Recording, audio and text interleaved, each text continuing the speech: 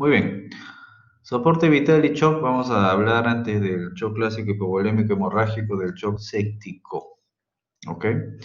En cuanto al shock séptico, todas las recomendaciones terapéuticas vienen siempre de las guías Surviving, ¿no? Que normalmente se publican en journal de cuidados intensivos, de medicina intensiva, relacionados a, como estamos viendo acá, a las sociedades de medicina intensiva a nivel mundial.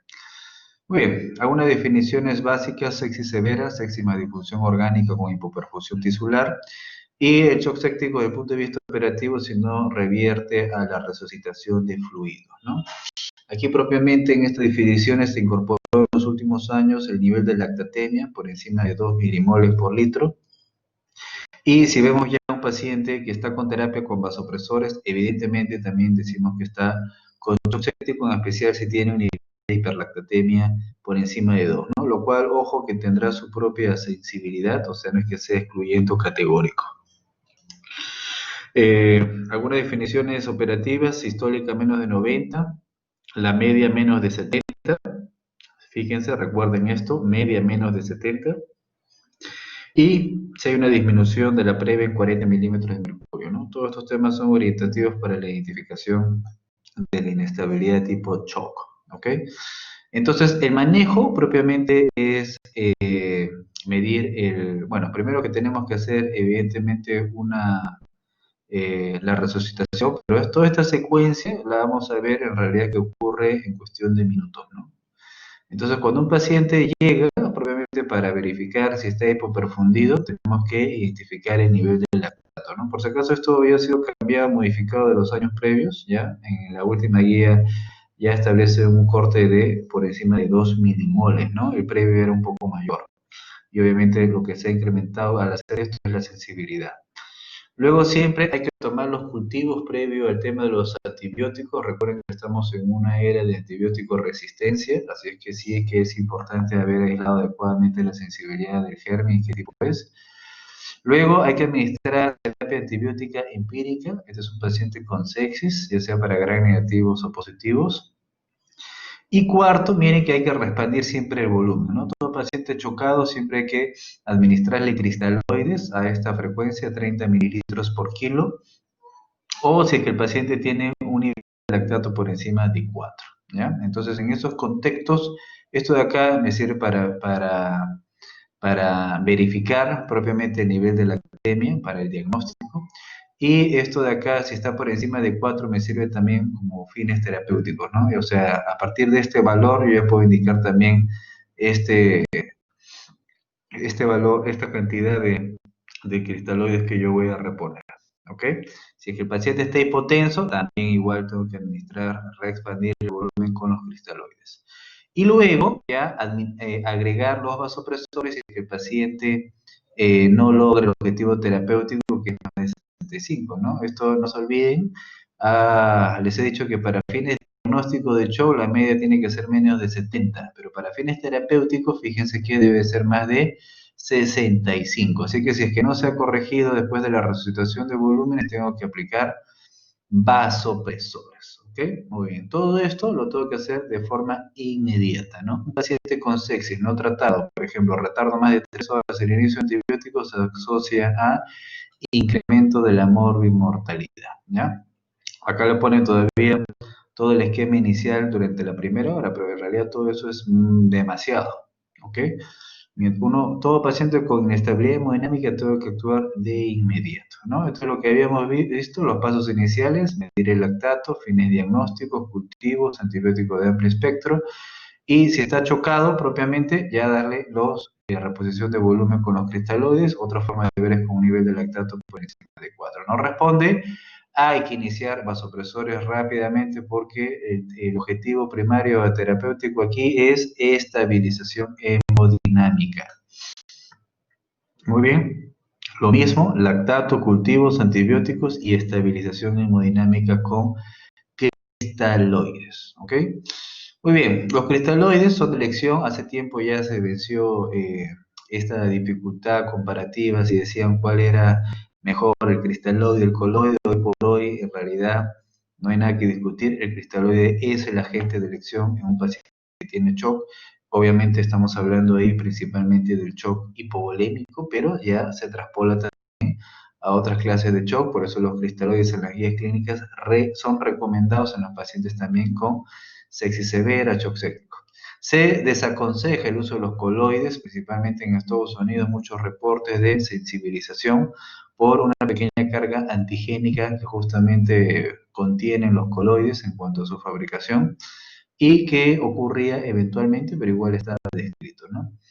Y si utilizamos algún tipo de coloides, bueno, se podría utilizar albúmina. Acá en la práctica nacional tenemos el Emacel, ¿ya? La albúmina es cara. Y su cabida de coloide se puede dar cuando la resucitación con cristaloides ya ha sido importante, ¿no? A veces hay algunas recomendaciones empíricas que refieren 3:1, 3 litros de cristaloides, 1 litro de coloides, pero no es que haya algo así estrictamente estandarizado. Pero si es que ya hay una cantidad importante de resucitación con cristales, también se recomienda eventualmente un coloide. En ese caso, sí. Y lo que le estaba diciendo es que la reposición es de 30 mililitros por kilo, ¿no? Muy bien, los objetivos, fíjense, una presión venosa central de 8 a 12 milímetros de mercurio. Ojo, milímetros de mercurio, acá no estamos hablando de centímetros de agua, no es lo mismo. Y la presión arterial media, ya dije, el objetivo es mayor o igual a 65. El urinario, si hay una buena reexpansión de la bulimia en el intravascular, también ocurrirá en el filtrado y se recuperará la diuresis. Por eso es que la diuresis es un biomarcador bien sensible y precoz que se afecta en la hipovolemia y en la hipotensión. Así que el objetivo será tener un buen débito urinario y controlar la oxigenación del paciente, ¿no? ¿Cómo lo hago? A través de una saturación venosa central. Tengo que tener para esto un catéter venoso central para poder medir propiamente la saturación venosa, que es de 70%, y si es ya la saturación venosa mixta, esto ya a nivel intracardíaco, 65%. Entonces, estas interpretaciones de las saturaciones venosas simplemente tienen que hacer un razonamiento lineal nada más. La persona se le entrega oxígeno.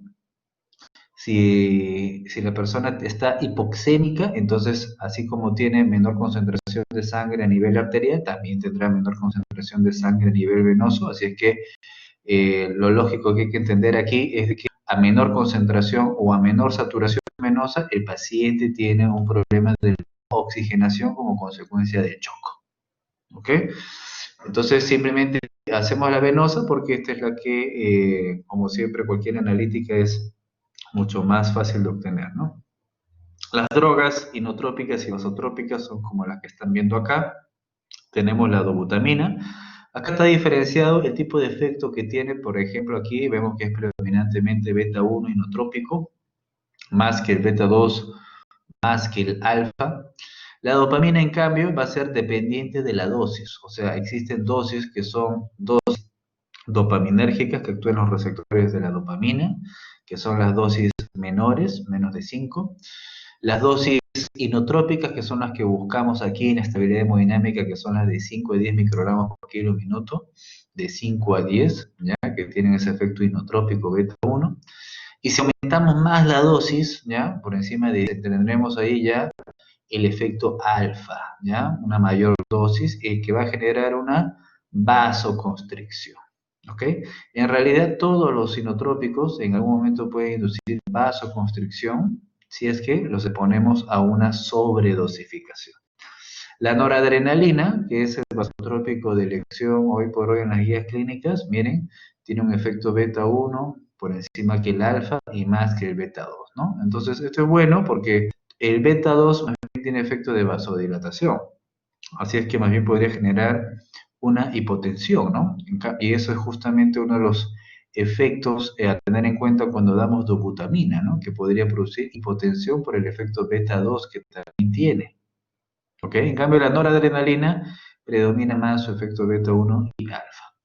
La epinefrina más bien tiene un efecto por igual beta 1 y beta 2 y por esta razón es que lo puedo utilizar en la forma inmediata, en una emergencia, si tengo una anafilaxia, por ejemplo, ¿no? Le coloco un tercio de ampolla a nivel subcutáneo, no voy a tener un efecto de hipotensión, porque miren, eso se va a equiparar al efecto beta 1, eso lo compensa. Muy bien. Nuevamente, acá tenemos la disposición de todos los sinotrópicos o vasotrópicos. Miren, acá vasoconstricción, todos pueden producir vasoconstricción, ¿ya? Esto de acá no se utiliza. Y todos estos, si es que yo los expongo a high dose, ¿no? O sea, alta dosis, pueden tener un efecto cronotrópico que después sí que es importante porque algunos podrían ser arritmogénicos. Acá está, riesgo de arritmia que pueden producir algunos sinotrópicos, ¿ok? Ok. Entonces, miren, esto tenganlo en cuenta, ustedes recordarán un caso clínico que se hizo conocido de una paciente que había estado hospitalizada y que había sufrido una amputación en las cuatro extremidades, ¿no? Es una paciente que tenía obviamente mal pronóstico por la comorbilidad y el diagnóstico y que estuvo expuesta a alta dosis también de vasotrópicos e hipnotrópicos, ¿no? Entonces miren una de las consecuencias frente a esa exposición, que en ese caso se lo dio para poder estabilizarla hemodinámicamente, tiene ese tipo de consecuencias. La dobutamina, miren, el efecto beta 1 es importante, por eso tiene efecto hipnotrópico. El beta 2, en cambio, puede producir hipotensión.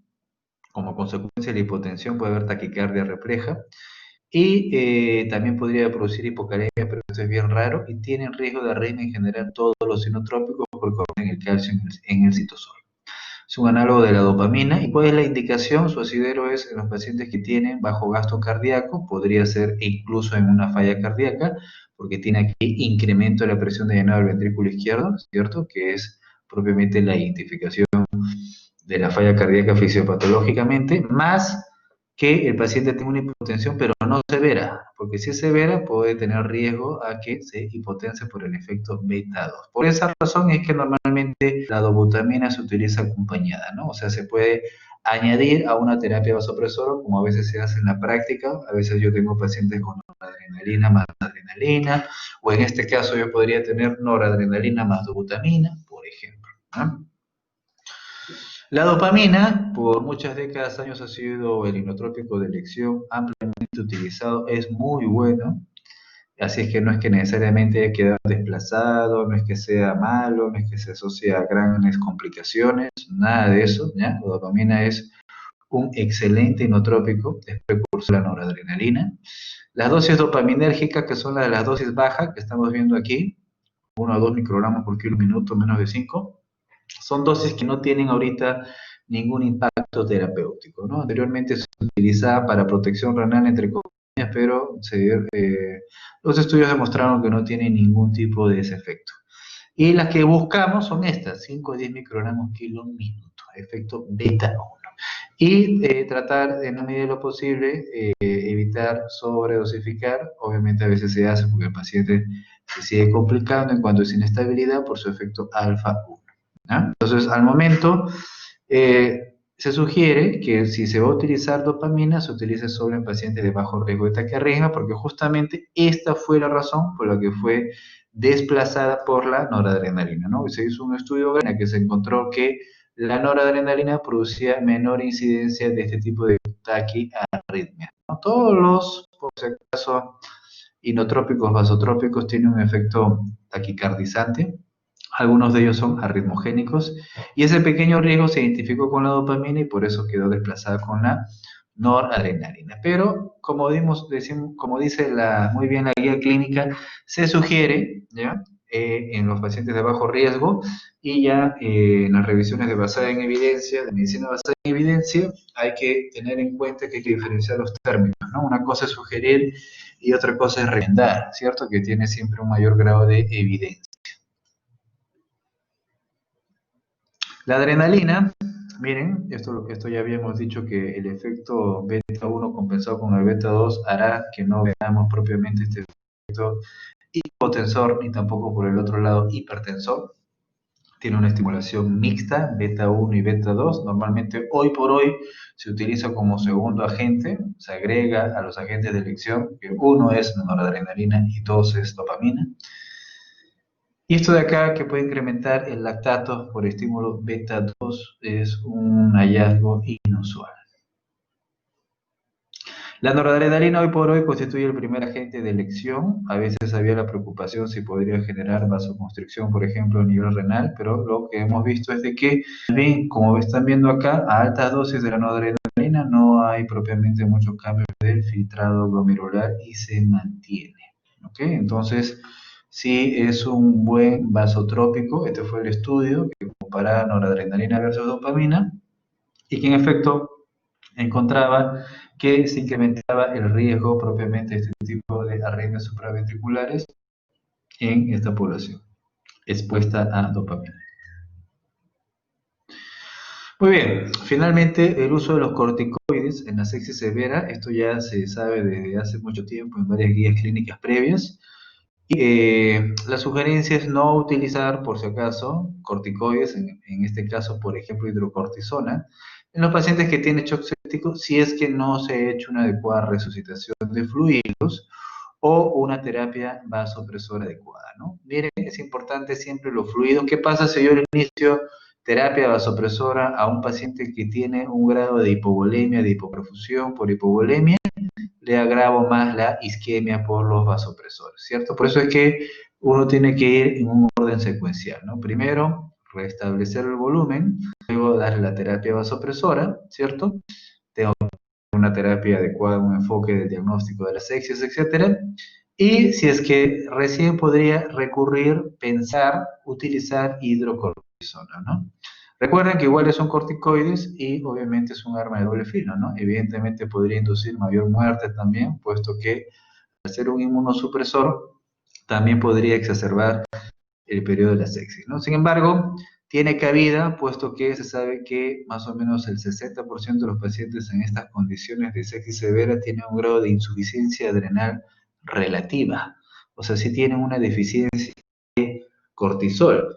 Pero el que tenga una deficiencia de cortisol no necesariamente es igual a que se vayan a beneficiar de una sustitución del mismo durante ese periodo. ¿Ok? Algunos pacientes sí que se beneficiarán. Habrá que individualizar el caso. Aplicaciones, fíjense, ojo, respuesta inmune reducida, hipernatremia y la hiperglicemia, ¿no? Que justamente queremos evitar en un paciente con sepsis porque también aumenta la morbilidad. Habrá que individualizar y darnos cuenta que existen varios pacientes, el hiperdinámico, el hiperinmune y el hipodinámico o el alérgico o hipoinmune. O sea, ese paciente que no tiene ya una buena respuesta inmune frente a un proceso infeccioso, que a veces no hace ni fiebre, a veces no hace taquicardia, pero está infectado, o a veces no hace leucocitosis, pero está infectado igual. Ese paciente son justamente el diabético, el paciente con enfermedad renal crónica, así que habría que pensarlo 50 veces antes de que yo simplemente siga una sugerencia de administrar corticoides, ¿cierto? ¿Quién podría beneficiarse? Tal vez el hiperinmune, ¿cierto? El inflamado, ¿cierto? Así como estamos viendo ahora como consecuencia de la infección por el coronavirus, que producto de la inflamación en algunos pacientes le administran corticoides y a algunos se benefician. El problema es cuando tratan de generalizar a todo lo mismo. Y en esos pacientes sí que podrían beneficiarse de esta terapia con corticoides, ¿no? Finalmente, el soporte transfusional, miren, se recomienda entre 7 a 9, siempre y cuando no haya o coexista una cardiopatía coronaria o una hemorragia, ¿no? Para lo cual tendremos que enfocarlo diferente. Por eso es que ahora pasamos a shock hipovolímico o hemorrágico. Miren, hay varios tipos de shock, ¿ok?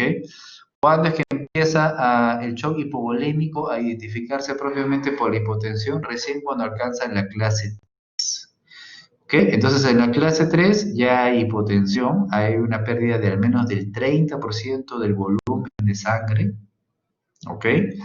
30% del volumen de sangre, por ejemplo, en un accidente de tránsito, una fractura de fémur, normalmente pierde 3 a 4 litros, ¿no? Entonces, perdón, hay una pérdida del 30% en el clase 3, en el frente de ese shock hipovolémico, y en una fractura de fémur normalmente se pierde 1,5 litros. ¿ok? Que más o menos coincide con ese 30%. Entonces, ese sería un buen ejemplo. Ahí habría ya hipotensión, oliguria, etcétera, ¿no? Pero lo que nos interesa más bien es detectarlo incluso en las otras clases, en la clase 1 y 2, en la que todavía no hay hipotensión, pero fíjense que sí podemos tener otro cambio como la presión de pulso. Ustedes recordarán que es la diferencia entre la presiólica y diastólica. Cuando un paciente tiene hipotensión, se activa su sistema adrenérgico simpático, ¿cierto? Y el sistema adrenérgico simpático, ¿qué es lo que induce? Vasoconstricción. La vasoconstricción aumentará entonces la presión diastólica y por eso se acorta este diferencial, ¿no? La sistólica que baja y la diastólica que aumenta. Por eso es de que eso es uno de los hallazgos precoces frente a la hipovolemia para tener en cuenta. ¿Qué es lo que debo de hacer? Hay que controlar la ventilación, la vía aérea. La hemorragia, podría ser que yo le dé un hemostático al paciente, puedo bloquear ahí el tema hemorrágico, pues ya sea por compresión o por intervención quirúrgica. Debo mantener la presión arterial sistólica en estabilización en estos rangos. Hay que limitar el uso de los cristaloides, que si bien lo voy a utilizar para la estabilización hemodinámica inicial, lo que yo debo promover es darle al paciente lo que no tiene, que es sangre. O sea, tengo que hacer una transfusión de hemoderivados. Previo, cross-match, yo tengo que ver si es compatible la sangre que le voy a poner, ¿no? Que no es otra cosa que cruzar la sangre de donante con un receptor, una lámina y punto. No hay aglutinación, entonces ya hice el cross-match, es compatible y le hago la transfusión del paciente, ¿no? Ahí está el objetivo terapéutico, al menos del hematocrito en un choque hemorrágico. Y los derivados, a veces puedo requerirlos porque el paciente podría hacer una coagulopatía, pero como consecuencia del sangrado, o puede ser que tenga una coagulopatía previa que me favorezca el sangrado.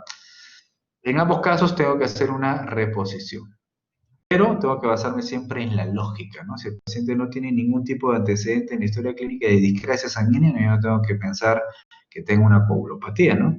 La coagulopatía en ese momento va a ser como consecuencia del mismo sangrado, ¿no? Cuando uno sangra, no es que solamente en la sangre hay eritrocitos, sino también hay factores de coagulación y plaquetas. Así que podría muy bien yo encontrarlo reducido en un paciente con un choque hemorrágico, con una hemorragia mayor, por ejemplo.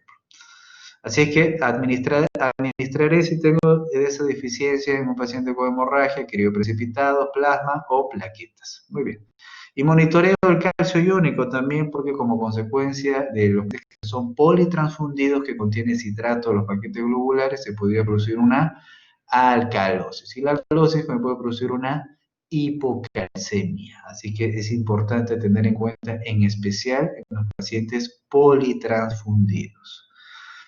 Muy bien, entonces hay que utilizar el plasma. Miren, esta es una recomendación del Comité Británico de Hematología. Hay que utilizar el plasma con los pacientes que tienen hemorragia mayor, ¿ok? ¿Y qué cosa es hemorragia mayor? Si el paciente induce inestabilidad hemodinámica, está taquicárdico, y hay que darle incluso una proporción de 1-2 con el paquete globular, ¿ya? Hasta tener el resultado del perfil de coagulación, ¿no? Si ya viene normal, simplemente continuaré con los paquetes globulares. En los pacientes que tienen trauma o hemorragia mayor, hay una recomendación también que me indica que tiene un grado de evidencia importante, 1A incluso, de ácido tranexámico. Puedo utilizar ácido tranexámico en un paciente con trauma o hemorragia, 1 gramo endovenoso en los 10 minutos y luego ya 1 gramo cada 8 horas. ¿Ok? Y en los pacientes que más bien tienen cirugía de alto riesgo, puedo utilizar el ácido tranexámico de 10 miligramos por kilo y luego ya le fracciono la dosis. Digamos, hay que fijar este concepto, ¿ya? Más claro, en el trauma de hemorragia mayor, también tiene recomendación de evidencia el uso del ácido tranexámico. Muy bien, esto de acá para tener algunas consideraciones. Una persona tiene, ahí tiene la distribución porcentual normal entre plasma y elementos formes. Cuando uno sufre un sangrado, se pierde los dos componentes y a veces el hematocrito no cambia en las primeras horas. Miren, ¿ok? Ojo, así que no hay que fiarse del hematocrito, habrá que valorar más bien la hemoglobina, ¿no? Si hago una resucitación, en las siguientes horas ya recién ahí podría valorarse el verdadero cambio. Y si seguimos con el hematocrito, ojo que se podría hemodiluir frente a la administración de suero salino, de cristaloides de cloruro de sodio, por ejemplo. Otra consideración de los pacientes que tienen inestabilidad hemodinámica por hemorragia es qué tipo de catéter voy a utilizar. A ver, ¿qué tipo de catéter utilizarían ustedes? A ver, voy a preguntar así. A ver, acá veo Cristel Liz. A ver, Cristel, ¿qué tipo de catéter utilizarías en un paciente que tiene una hemorragia y hay que restituirle volumen, fluido? ¿Le darías un catéter, por ejemplo, una bránula de estas que ponen normalmente a nivel de los brazos? ¿O le colocarías un catéter venoso central que va directamente a la aurícula derecha? Por vía periférica, ¿Por qué? Muy bien. ¿Y por qué? porque es de mayor diámetro. Claro, muy bien, es justamente pues la diapositiva. El hecho de que tenga más diámetro, un catéter, que justamente se mide en gauge, lo que me está garantizando el flujo de sangre, ¿no? Un catéter, por si acaso, de los que se utilizan normalmente los venosos centrales que son de bajo flujo, su mismo nombre lo dice, de bajo flujo, esos catéteres venosos centrales son catéteres que si tienen la aurícula derecha tienen un menor diámetro, ¿cierto? Entonces, pero no solamente por el diámetro, porque miren acá estamos comparando el diámetro que es igual, sino por el diámetro, claro que las bránulas periféricas obviamente pueden tener, puedo conseguir una bránula de 14 también y es de mayor grosor, pero no es solo por el diámetro, sino es por la longitud, ¿ya? ¿Y qué significa esto? El catéter de venoso central obviamente tiene mayor longitud, ¿no? Lo colocas por la yugular y tiene que llegar hasta la aurícula derecha. La brana es cortita, es de menor longitud. Estamos acá repasando en fisiología la ley de Poiseuille, ¿cierto? La ley de Poiseuille, ¿qué cosa es lo que me decía? Justamente que el flujo es inversamente proporcional a la longitud. Por eso era importante recordar su fisiología, circulación. Y el flujo es directamente proporcional a la cuarta potencia del radio, ¿no? También ley de Poiseuille, básicos, eso, fisiología. Por lo tanto, ¿qué me interesa? Una buena bránula cortita y de buen diámetro. Eso es lo que, si yo quiero estabilizar hemodinámicamente en ese paciente en forma correcta y adecuada y administrarle un buen volumen de fluidos para que se estabilice rápidamente, indíquele usted a la enfermera que le coloque una bránula al menos 14, bueno, si no hubiera 16, pero que le administre una bránula, ¿ok? No un catéter. Muy bien.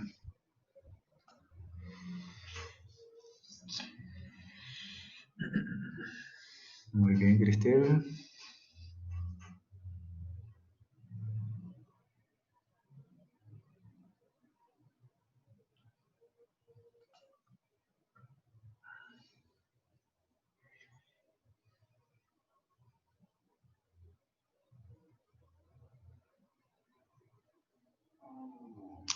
Parece que hay un problema con la conexión.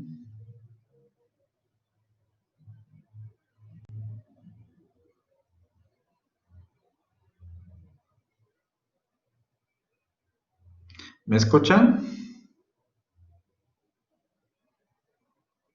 Se le escucha, doctor. Sí, doctor. Todo ok. Ya, ¿por qué no avanza? Vamos a ver.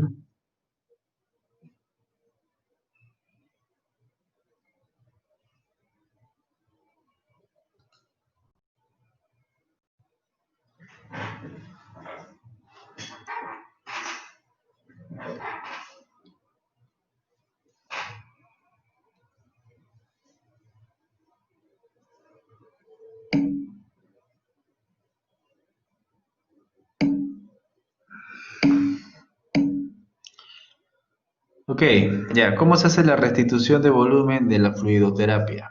Miren, estos son los pasos secuenciales. Uno, hay que estimar el volumen sanguíneo de la persona predicho, ¿no? Normalmente ustedes saben que es 7-8% del peso corporal, ¿no? Por ejemplo, si nosotros tenemos que es aproximadamente 5 litros, ¿no? En cuanto pesa 70 kilos, aproximadamente 5 litros, ¿cierto? Luego me dicen, hay que estimar el porcentaje de la pérdida de volumen, ¿no? En el ejemplo que yo les daba, accidente de tránsito, policontuso, fractura de fémur, sangrado del fémur, ¿cuánto tiene? Aproximadamente 1,5 litros de sangre. ¿Cómo lo identifico? Clínicamente, si está hipotenso, ya ha perdido entonces el paciente al menos el 30% del volumen de sangre, ¿cierto? O sea, estaría ahí perdiendo 1,5 litros, ¿cierto? Entonces, la deficiencia del volumen de ese paciente debiera ser de 1,5 litros.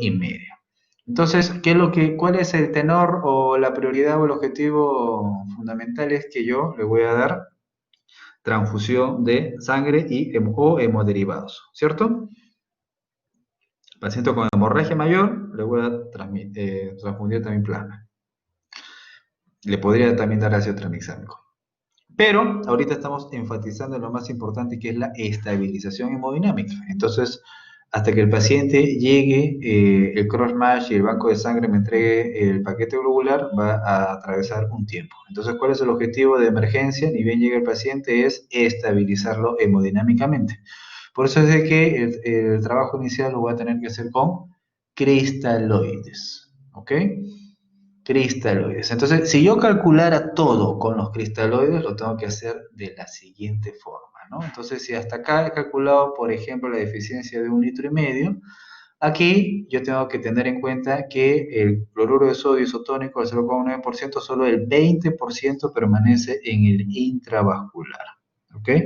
Entonces, si permanece solamente el 20% en el intravascular, normalmente se recomienda que yo tengo que administrar hasta 4 veces, ¿no? Claro, matemáticamente sería 5, pero la recomendación es hasta 4 veces el déficit. O sea, esto me daría un techo de hasta administrarle hasta 6 litros, porque al administrarle 6 litros, yo estaría estabilizando y compensando hemodinámicamente su deficiencia de 1,5 litros. Por supuesto que no le van a dar 6 litros, ¿ok? Porque se supone que va a llegar el volumen del déficit, que van a compensar la deficiencia de volumen sanguíneo real, ¿cierto? Con las transfusiones. Por supuesto que ustedes no van a llegar a los 6 litros. Sin embargo, significará, o eso es lo que ustedes tienen que tener plenamente en cuenta, que ustedes eh, no pueden ser mediocres en la indicación terapéutica de fluidoterapia. O sea, ¿qué significa ser mediocres? Darle 1 litro, darle 1,5 litros. No, ustedes le podrían dar sin ningún problema al paciente 3 litros, ¿cierto? ¿Tienen alguna preocupación, reparo? Ninguna, porque para eso ustedes están estimando la reposición del fluido, de la fluidoterapia. Ah, llegó la sangre, perfecto, pásale la sangre al paciente, ¿ok? Además recuerden que ustedes estabilizan al paciente, lo sacan del shock y luego se supone que van a ir reduciendo el volumen de reposición. El paciente sigue sangrado, entonces síguele aplicando la fluidoterapia. Claro, si ustedes no hacen eso, el paciente fallece. Ok, bueno, luego si administro coloides, que ya hemos dicho que no es la recomendación, porque la recomendación parte de los cristaloides, por eso está en negrita. Los coloides sí permanecen un poco más en el intravascular, entre 50 y 75%, y por eso es que en este caso la multiplicación la tendría que hacer por 1,5 a 2 veces. ¿Ok? Muy bien. Muy bien, y para terminar, ¿cuáles son las recomendaciones que ya vinieron desde el 2015 y se siguen actualizando? Que casi no hay mucho que varíen en cuanto a la reanimación cardiopulmonar básica y avanzada. Bueno, primero, siempre la predominancia en cuanto a las compresiones y a las respiraciones, por eso es que siempre si mantenemos la fracción de eyección, mantendremos la perfusión y evitaremos la encefalopatía hipóxica, por eso es que las recomendaciones siguen siendo de 32, ¿no? Más o menos eso es aproximadamente 100 a 120 compresiones por minuto. Tiene que haber una buena compresión de al menos 1/3 del diámetro anteroposterior del tórax, o sea, aproximadamente 5 centímetros. ¿Ok? Entonces, esto en un paciente que tiene parada cardíaca, arresto cardíaco, se hace para todos. ¿Ok? Ya sea si su parada cardíaca es de causa propiamente cardíaca o es de otro tipo, ya sea metabólica, etc. ¿Ok?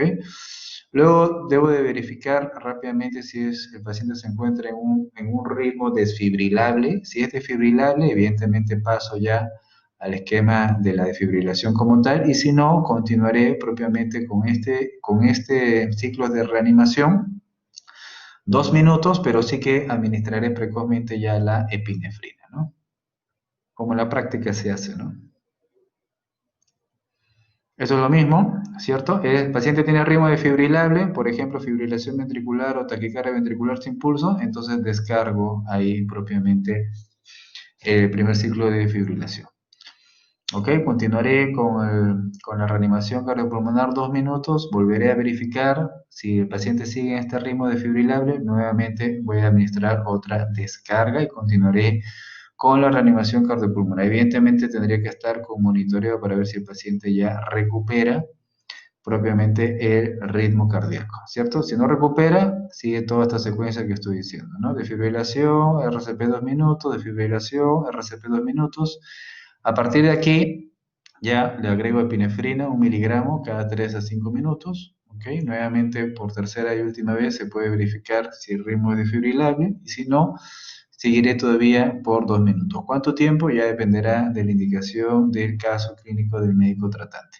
Finalmente acá lo que se incorporó es la amiodarona, ¿cierto?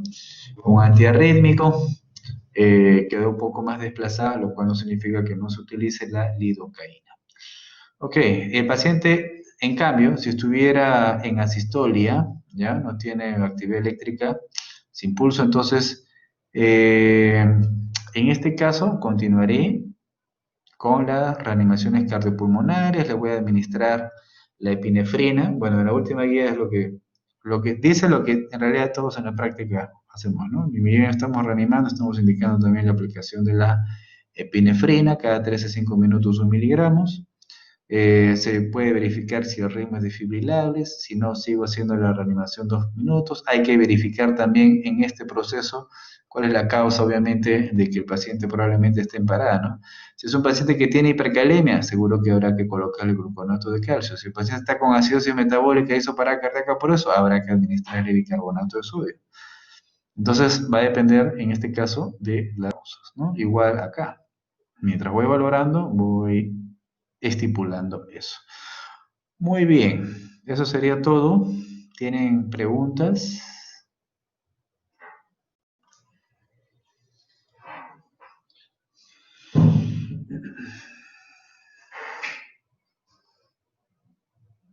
Hay una parte del audio que dicen que se fue. Bueno, a ver, pregúntenme verbalmente.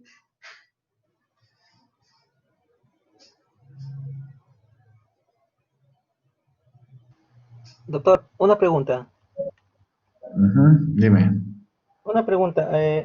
Usted mencionó que se tenía que medir la saturación venosa central de oxígeno que era mayor de 70. Eso es en caso de que el paciente no haya o no haya mejorado con la reposición hídrica, ¿verdad?